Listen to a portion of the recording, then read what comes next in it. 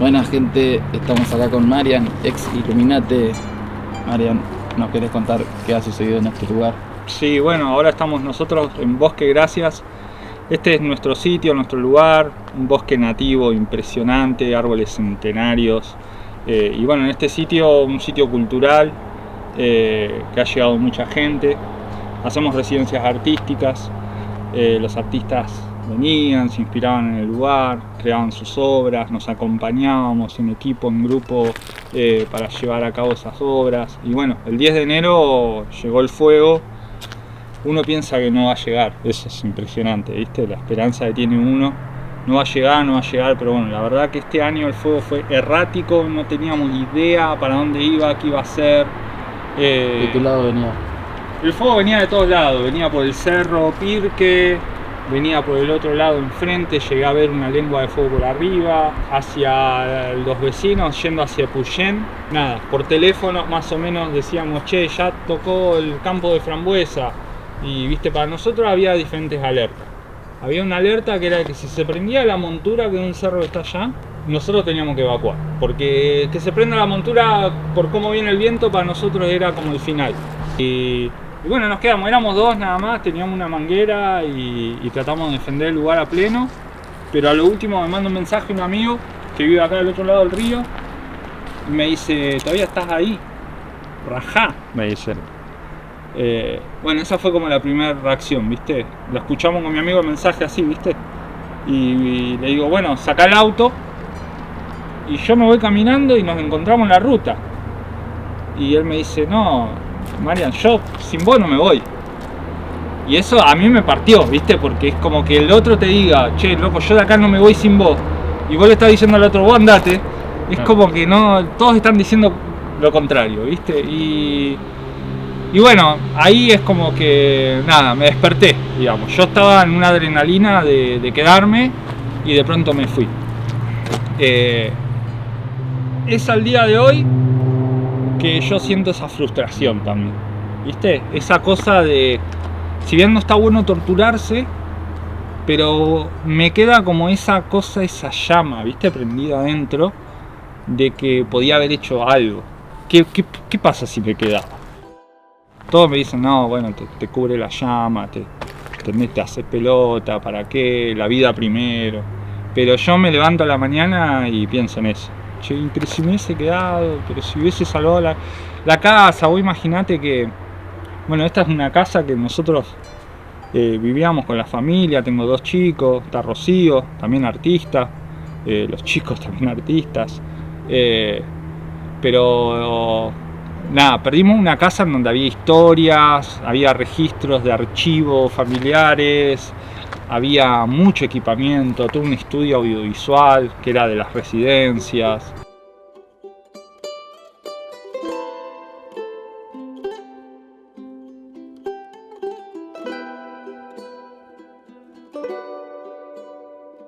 Esto afecta un montón, ¿no? Es posta que es muy doloroso, perder la casa, los recuerdos, pero es esa cosa que tiene el fuego, ¿viste? De transmutar, de volver a empezar y de que vos te tenés que poner creativo. Al artista no, es muy fácil, ¿viste? Entonces, siendo nosotros una pareja de artistas, una familia de artistas, los chicos se dan cuenta que estamos entusiasmados por volver a empezar. No es que no puedo vivir más ahí porque no puedo ver el bosque así.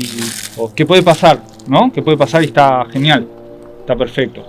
Pero a nosotros no nos pasa así, nos pasa que lo vemos y decimos, bueno, ok, ¿cómo seguimos? ¿Qué hacemos?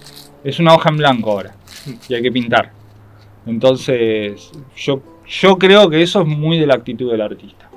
Y los chicos van a absorber lo que esté pasando en la familia. Y en la familia actualmente hay mucha creatividad para poder continuar y seguir con esto, y seguir con las residencias y salvar el bosque.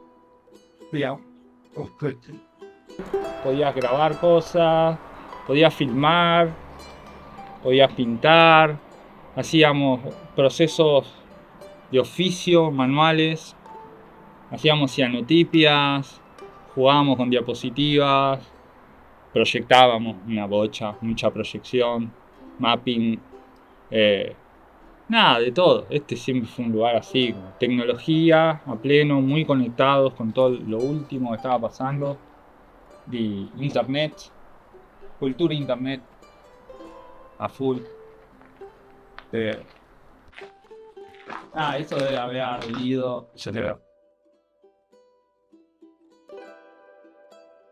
No, pero aparte, viste la espuma esa para insonorizar. Sí. Y nada, eso arde, ¿viste? Es una locura. Y acá, bueno, había computadoras, computadoras retro.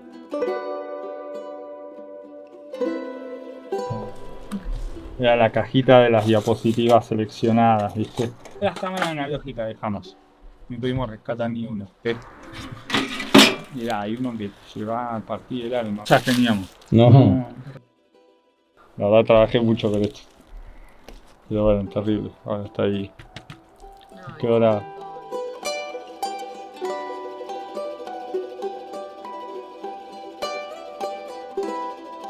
Esto es la casa abuela.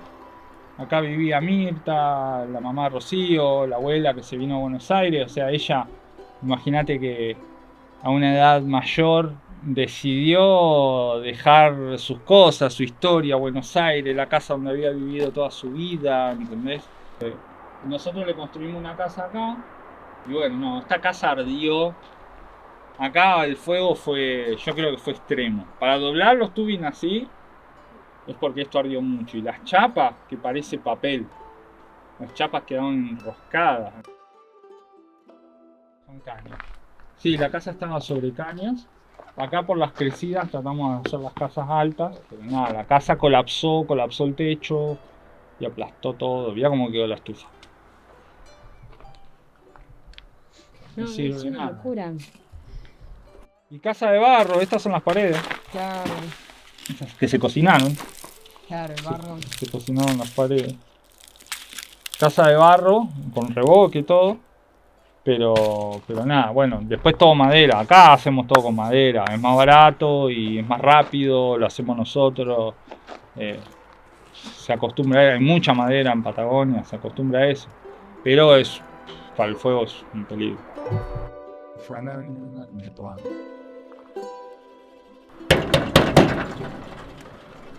Estábamos abandonados. O sentís eso, ¿viste? Yo entiendo que el fuego salta, va de acá para allá, los bomberos no llegan. La verdad, los bomberos son lo más de lo más, son héroes. La verdad, deberían estar ahí arriba, ¿viste?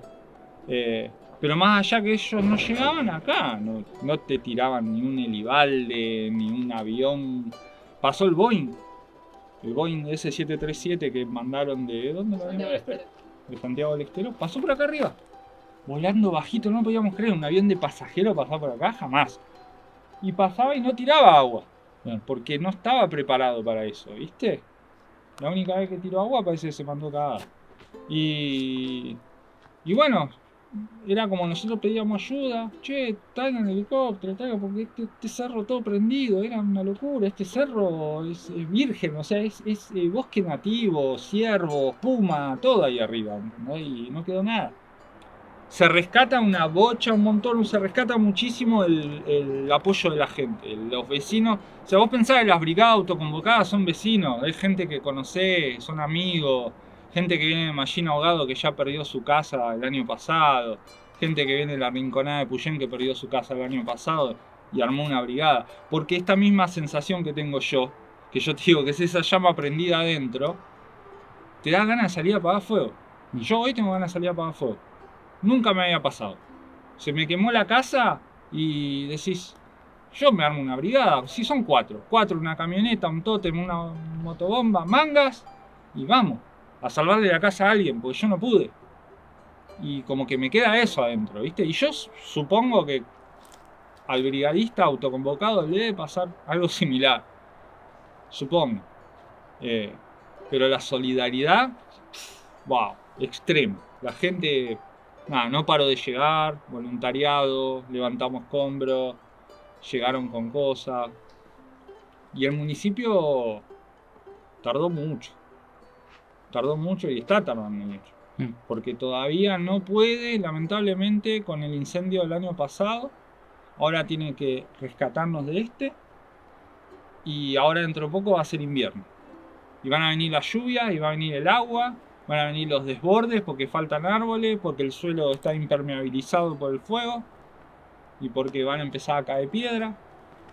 Acá en la ruta caen piedras, tienen que hacer muros, ¿cómo hacer? No, es muy difícil gobernar así como en estas condiciones, pero sí, se siente como una falta grande, ¿viste? Por parte del municipio. Ah, si encima que difícil no hay voluntad.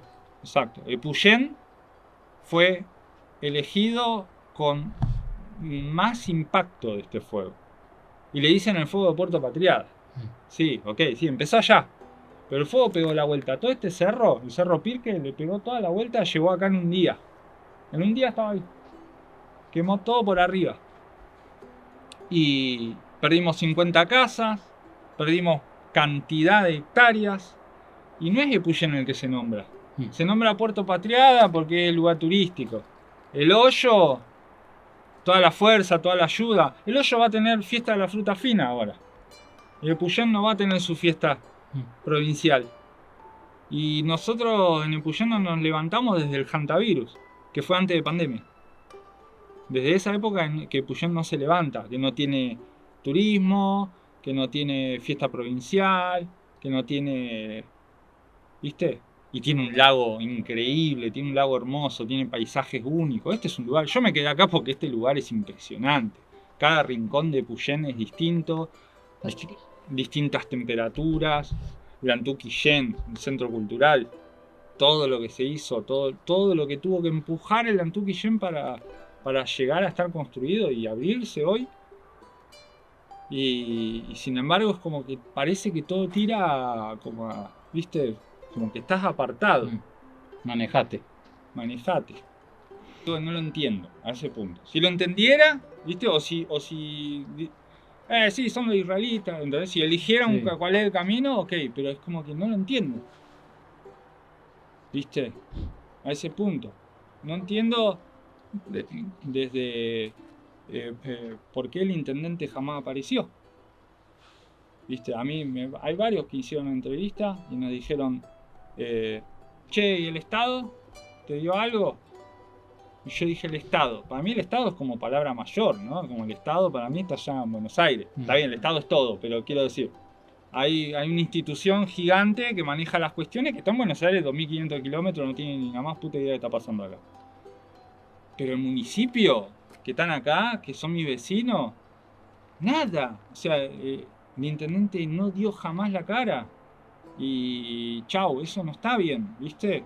No solo por mí, por mi vecino, por el de enfrente, por el paisano que perdió la oveja, porque no hay más pastos para que los animales coman. Hay tanto para hacer y no aparece. Es como, che, correte que me siento yo, no tengo idea, pero no puede ser esto así, Claro. ¿viste? Eso es lo que más me hace pensar. Después, no sé, hay ramificaciones de teorías y de cuestiones que están pasando en Patagonia que es enorme. Se intentó durante años sanar de alguna manera a las familias. El año pasado dieron 20 millones a la familia de Epuyén que perdieron su casa. No les alcanzó la plata porque no alcanzaban los materiales, pero también necesitaban la mano de obra. Porque es la misma, ¿viste? Claro. Te doy los materiales, pero como vos construís y sabés Manejate. construir, ¿entendés? Construíla. No, boludo, no puedo pensar en nada ya, ¿entendés? Estoy re quemado, se me quemó todo el campo, veo los árboles muertos y me hace re mal y encima tengo que construir. ¿Quién me cuida a los chicos? ¿Entendés? Como algo, ¿viste? Nada. No, te doy los materiales en un corralón que nosotros ya transamos, ¿viste cuál es? Bueno. Entonces hay gente que no volvió a su campo. No, che, la gente no vuelve a su campo. Este año lo que vamos a hacer es darles prefabricadas para que vuelvan al campo. Y encima, bueno, sí, prefabricado. ¿Pero cuál? Ah, sí, 2 habitaciones. Y pues yo tengo 2 pibes, ¿qué hago con 2 habitaciones? ¿No?